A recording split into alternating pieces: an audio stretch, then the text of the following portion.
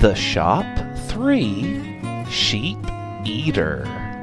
Written and read by W.P. Thrift, who can be contacted at Lantis Armstrong on Twitter.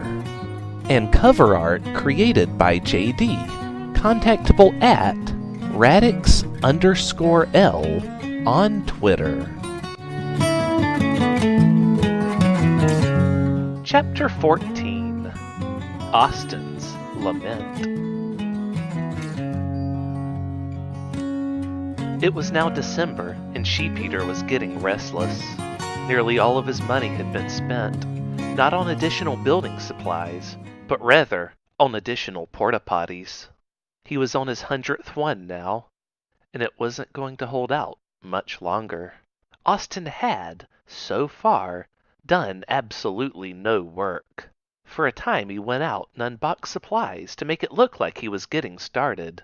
The building materials all came in large wooden crates, and it could take more than half a day just for him to get one side of it opened. But everything inside required a forklift to pick up.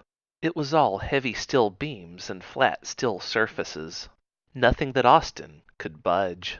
He told Sheep Eater everything was coming along, until today, December 15th. Sheep Eater emerged from the porta-potty, announced that his diarrhea had at long last come to an end, and he demanded to see for himself the wonders he had been promised by Austin. I feel safe getting more than 10 feet away from the bathroom now. So show me around the corner to where you've been constructing my glorious sheepopolis. Sheep Eater bellowed. Austin gulped hard, exchanged glances with Jogamesh, and they both marched off towards what would be their certain deaths. Around the corner they waited for Sheep Eater to arrive and see the endless, half-open crates and now rusting supplies that had been delivered nearly 5 months ago. What the hell is this? Sheep Eater demanded, rounding the corner and seeing all of this. This is stupid! Well, Jogamesh, Austin said, turning to him and placing his hand on his shoulder. It's been a good life. Yeah. Jogamesh stammered. At least we'll be going out together, right, old pal? Austin closed his eyes, nodded, and then opened them again and said, Not quite. I'm actually about to sell you out so that I may live. But try and remember, you now have confessed to me your readiness to die. Do not squander that emotion, and go peacefully into that good night. What? Jogamesh shrieked, backed up a step, and pushed Austin's hand away. Glorious Sheep-Eater! Austin declared, We have been duped by this con man. Please, I have prepared a poem to express my shock and dismay at this thing of which I am now learning happened. Jogamesh betrayed us. He betrayed us? Oh, that's stupid! Sheep Eater blubbered. Him. Austin cleared his throat, ready to read out his soliloquy, written in iambic pentameter with an A-B rhyme scheme, which he had titled Austin's Lament. How could his con go on to this late stage? The city ordered built on your behalf. Could it be that his talent was not correctly gauged? Jogamesh came to me to fill the staff. Out of all of the builders I've once trialed, he was the one to understand me. He never argued, just stood there and smiled. I knew no better there could ever be. Now I find myself in utter dissent. He failed me when it mattered most of all. Be not more to do, but dream and lament. Endless pit, gladly into it I'd fall. I can only hope the world opens up. Gladly into it I would fall, endless pit, to take me in, and my whole body dump. Oh, why did Gilgamesh just up and quit? His lies! A real lark, to say he spoke in slant truths, since that would at least give him half credit too much, ruining the grand reveal to you, uncouth. Done again, his application I would crush. Oh, his lies! Woe, his lies! I've been in this business for far too long. I've seen things, so many mysteries. I knew secret things. I just cannot fathom how I went wrong. To have missed a fraud, what was I thinking? State your name, read a line, and then tell me what experience you have had before. No one had as much experience as he. He was trained by the Tsars of Spain and more. That was the process through which everyone went. To have thought someone may just lie? To me? How could I have known? So much money spent! So many man-hours wasted. Misery. Now see what his lies have brought. After Austin's very long, very damning poem, Gilgamesh had only one thing to say. You stole seeing mysteries and secret things from me! I'm the one who said that first! You see, Sheep-Eater, he lies even now! Austin said quickly. Shut up, the both of yous! Sheep-Eater boomed. They both grew deathly quiet. I'll just have to eat you both, and then start over again from scratch. This is so stupid! As he took a slow, lumbering step forward, they both exchanged glances and wondered if running would help. There was no way off this island, and they had already seen that Sheep-Eater could really move when he wanted to. What's worse, he could haunt their dreams forever, if he ever even allowed them to sleep again, tormenting them by keeping them awake all night.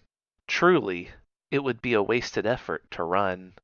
So, we're running? Gilgamesh asked. Yes! Austin bellowed. They turned, but immediately froze. Something was in the air, on the horizon. They still needed to escape Sheep-Eater, but they also wanted to see what this was.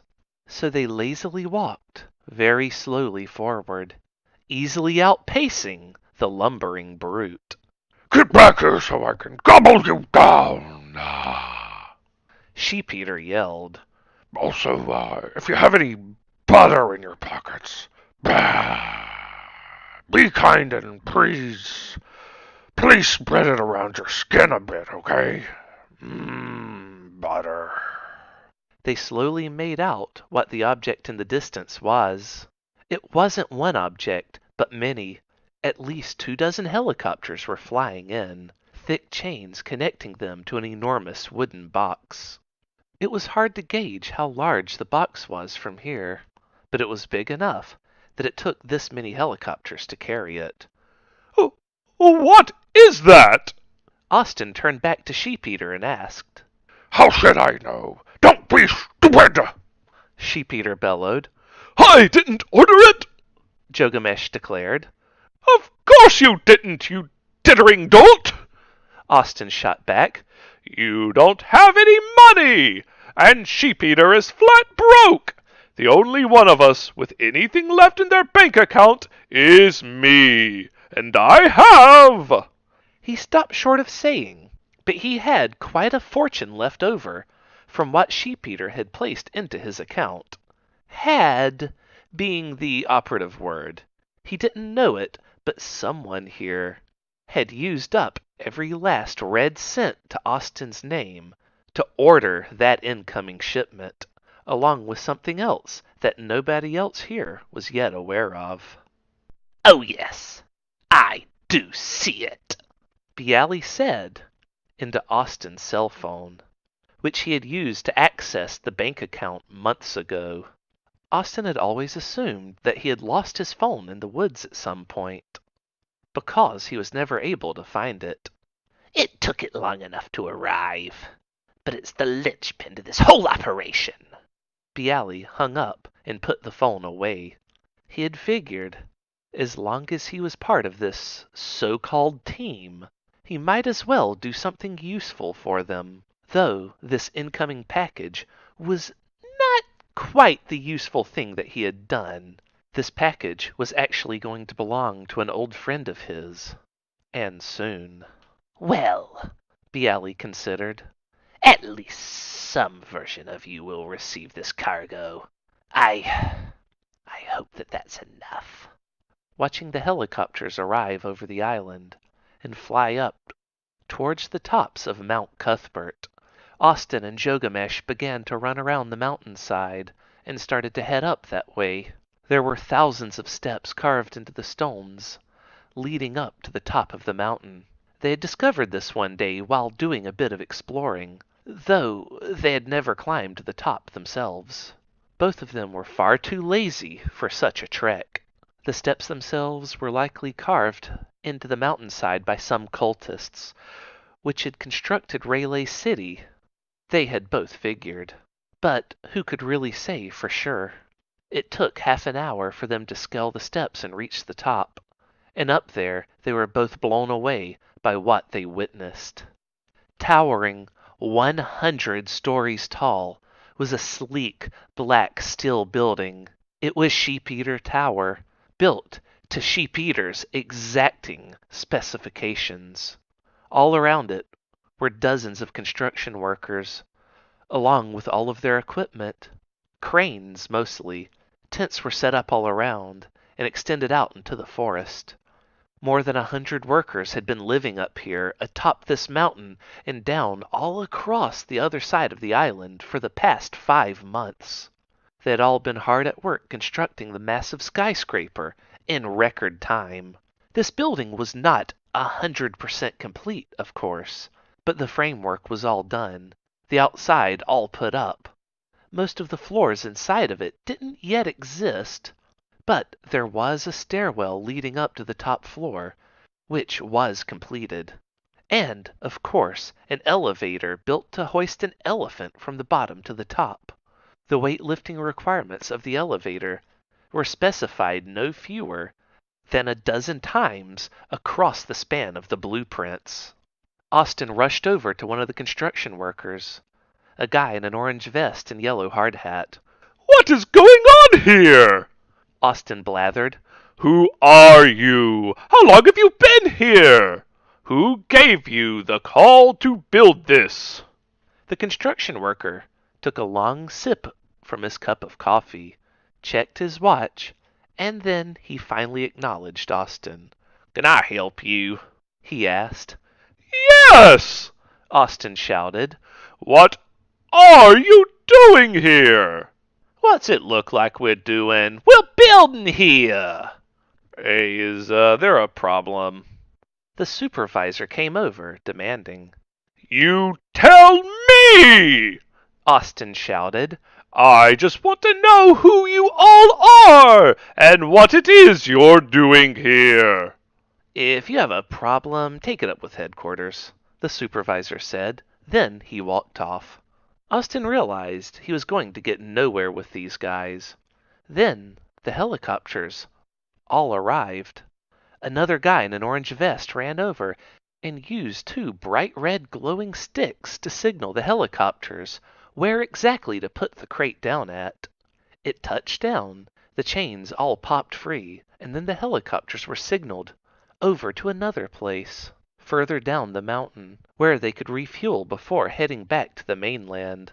The package they had delivered was at least 200 feet tall, 50 feet wide. Austin was now dying to see what was inside of it. Oh, what do you think it is? Do you think it's some kind of big, giant robot? Chogamesh asked excitedly. Oh, don't be stupid. Austin barked at him, though upon saying that, he now recalled that Sheep-Eater was after him and very, very pissed off at him. He shook off that thought. With any luck, the fact that Sheep-Eater Tower had miraculously been finished would possibly mitigate Sheep-Eater's bloodlust. The construction workers came over to pop the box open. They worked quickly, very unlike Austin, with the much smaller crates down below. They had it opened in no time, and inside of it was, in fact, a big, giant robot. It was a bipedal tank with missile launchers for arms, to be exact. It was knelt over, the top cockpit hatch wide open, just waiting for someone to get inside and pilot it. One of the construction workers jumped in, hit a few buttons, and the hatch closed, and the robot roared to life, steam spewing out of its joints from its hydraulics, firing up as the main body was hoisted into the air by the giant steel frog legs attached to it. Its first giant foot lifted up, and then slammed back down heavily as it took its first step. "Ain't she a beaut?" The construction worker Austin had been talking to said. "Man, I wish I got to keep her. It's gonna be a lucky fella that gets to ride that thing around the island." "You mean like he is?" Austin asked. "You mean Tom? He's just taking it to the storage shed. That would be the big parking garage on the other side of Sheep-Eater Tower. That's where we'll be storing that thing." "Is Tom a professional robot driver?" Chogamesh asked. "Nah, you don't gotta be any sort of professional to be driving this new generation of robotics," the construction worker said. "It's all idiot-proof stuff. Push a button, pull a switch, real simple. Any idiot could drive it." "Cool," Chogamesh said, suddenly getting excited. "No, you cannot drive the robot, Chogamesh," Austin told him sharply. "Oh, come on, why not?" Chogamesh protested. "I'm part of this team too." "Oh, yeah, unless you're the owner of the operation here, ain't neither of you driving it." The construction worker yelled at them. They both pouted. Speaking of the owner of the operation, he arrived just 10 days later.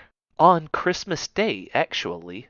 The construction workers were all taking the day off, drinking eggnog and sitting around a fire, singing off-key songs, and just generally having a great time. Chogamesh and Austin were with them in their celebration, right up until Sheep-Eater finally, after 10 days of walking slowly up the steps, managed to reach the top of the mountain.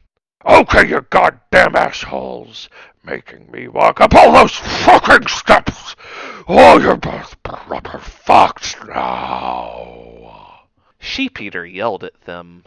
He hadn't even been able to infest their dreams. He had been so tired during his climb. "I'm gonna huff, then I'm gonna puff, and I'm gonna... Oh, holy shit, is that my tower?" Sheep-Eater picked up his step, using his vines to pull himself along far more quickly. Austin and Chogamesh left the campsite, and they hurried over to Sheep-Eater to tell him the good news. "I don't know how any of this happened, but..." Chogamesh began, but Austin interrupted him. "We both worked very, very hard. And this is the end result, Austin declared, presenting Sheep-Eater with his brand new tower. Ta-da! Sheep-Eater was, for once, at a loss for words. He clasped his hands together and raised them slowly to his chin, which was pulled all the way back as he looked straight up into the sky to see the top of his tower. It was everything he had ever envisioned. Tears began to flow down his very, very, very large cheeks without him even realizing it. Another few months, and all of the floors would have been finished. Or so I've heard. Austin told him. And after that, we can see what we can do about starting the construction of your city, Sheepopolis. Oh, forget the city. I don't need it anymore or care about that stupid bear. Sheep-Eater said, wiping away a tear. This tower is all I ever needed.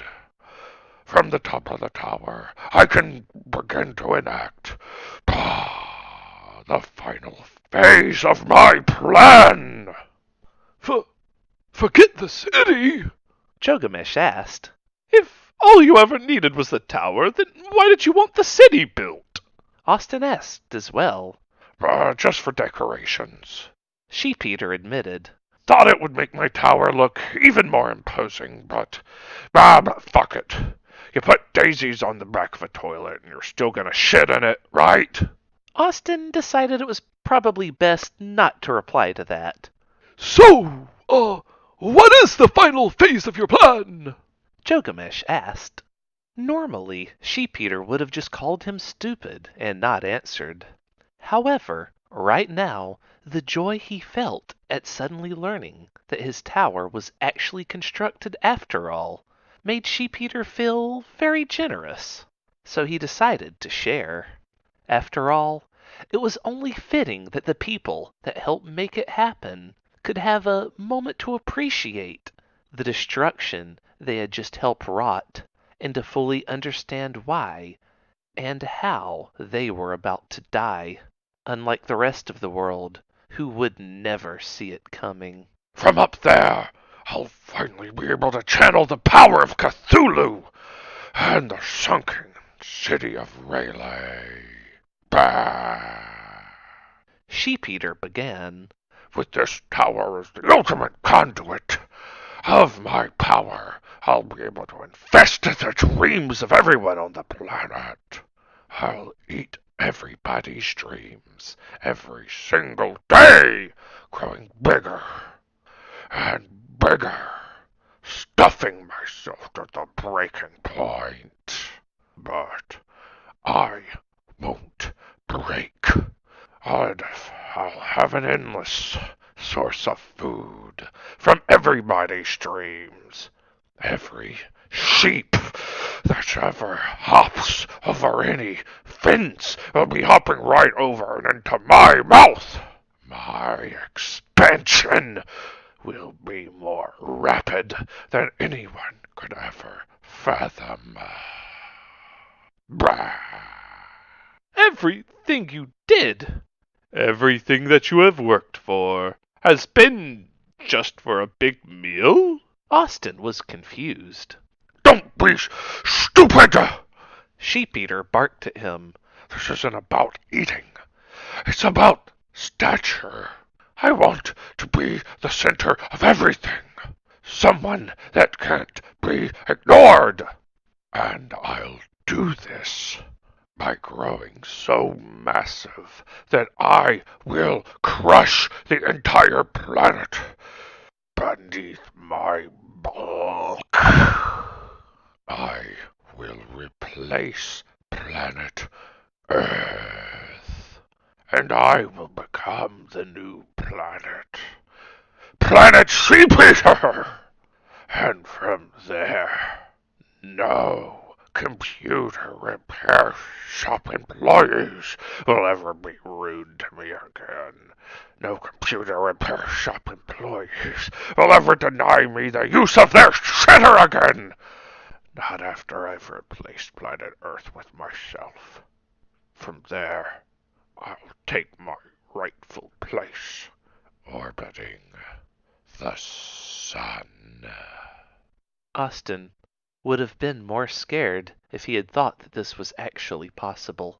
Jogamesh, meanwhile, was stupid enough to think this just meant he would be living on a different planet. He didn't realize that what Sheep-Eater was doing would make him proper dead. They were both sorely underestimating the depths of Sheep-Eater's vanity and depravity, as well as his true potential. Once he reached the top of the tower, the entire planet's days would be extremely limited. Sheep-Eater only needed to consume enough dreams for his body to hit the point of critical mass to begin an exponential expansion. Once the pressure of his gut became so great that his body burned and began to burn his immense internal helium storage, his body would begin to expand like a red giant star, needing only hours to reach the size of Earth, and then obliterate it beneath his weight. How long would it take to reach critical mass? He didn't know. A week, perhaps 2 weeks, and then all life on Earth would end.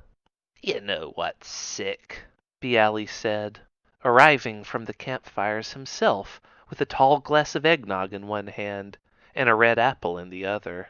I knew full well from the start what his plan was, and that he could succeed, and I still use shitheads' money to hire all these contractors to build this ridiculous thing. Am I a bastard or what?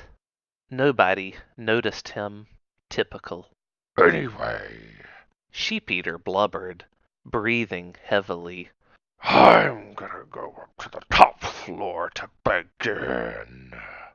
You two idiots stay down here on the island and watch for intruders.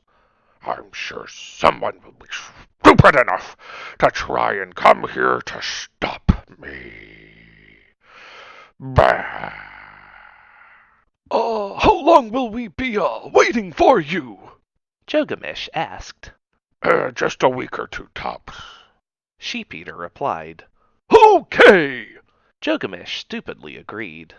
Sheep-Eater lumbered towards his tower, the motion detectors pulling the door open as he approached, and closing several times before he reached them, as he had stopped walking for long periods of time to catch his breath, before taking another couple steps forwards.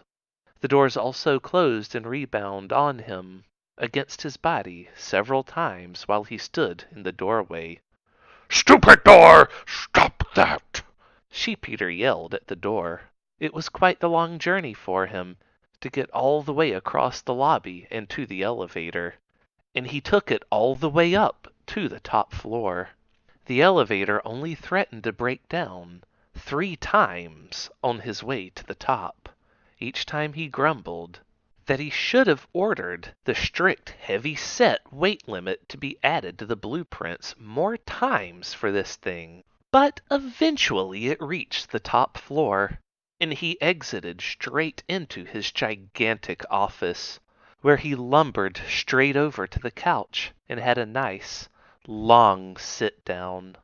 There were several lavish couches placed in a semicircle in front of an enormous desk, behind which was a huge window for him to look out across the entire island. He envisioned himself standing by that window and laughing maniacally as his size grew and dreams were consumed. Of course, in practice, it was far too far away to be worth the effort to walk all the way over to the window. He could see the aquarium by the wall, but there were no fish in it yet. This tower was still under construction, after all. But that shouldn't disturb him up here in his office floor. Sheep-Eater figured he would finally sleep off all the walking he had been doing lately tonight, and then tomorrow he would get started on becoming the new world. Of course, By the morning, his stomach was acting up, and he had to retreat to his own personal lavatory. Luckily for him, he could sit right there on his new throne and begin using his powers.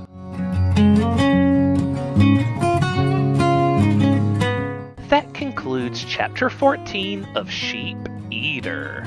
Tune in every Tuesday for new chapters, and please subscribe to be notified the moment they're released. If you would like to reach me, you can do so at Lantis Armstrong on Twitter. That's LANTISARMSTRONG. Thank you for tuning in, and we hope you'll join us again for next week's chapter, Day 0.